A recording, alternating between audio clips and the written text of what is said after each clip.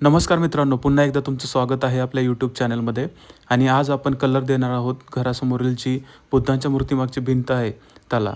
तर त्यासाठी आपण व्हाईट कलर घेतलेला आहे, त्यासोबतच एक ब्रश आणि एक छोटंसं बकेटसुद्धा घेतलेलं आहे.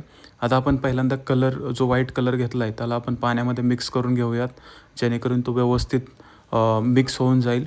एकदा का कलर मिक्स करून घेतला की आपण तो त्या भिंतीला देणार आहोत. त्यासाठी थोडंसं पाणी मिक्स करणार आहोत कलरमध्ये आणि व्यवस्थितपणे त्याला ढवळून घेणार आहोत, जेणेकरून तो कलर व्यवस्थित मिक्स होईल. आता आपण जर त्या भिंतीला कलर देणार आहे तर सर्वप्रथम आपण बुद्धांच्या मूर्तीला प्लास्टिकच्या पेपरने कव्हर करून घेऊ, जेणेकरून ती खराब होणार नाही. त्याचबरोबर त्या मूर्तीच्या मागे जी छोटेसं लॅम्प आहे ते सुद्धा काढून घेतलेलं आहे आणि आता अशा पद्धतीने आपण त्याला कलर देणार आहोत.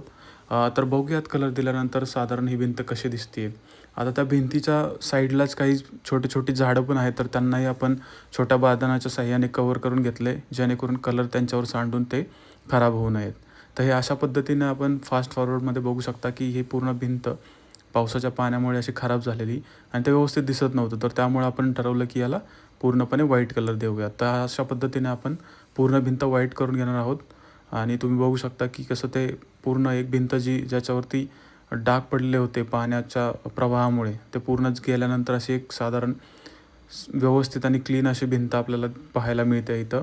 आणि पूर्ण कलर देऊन झाल्यानंतर तुम्ही बघू शकता हे असं पूर्ण असं व्हाईट आणि बॅकग्राऊंडमध्ये ग्रीन प्लांट्स आणखीन सुंदर दिसत आहेत.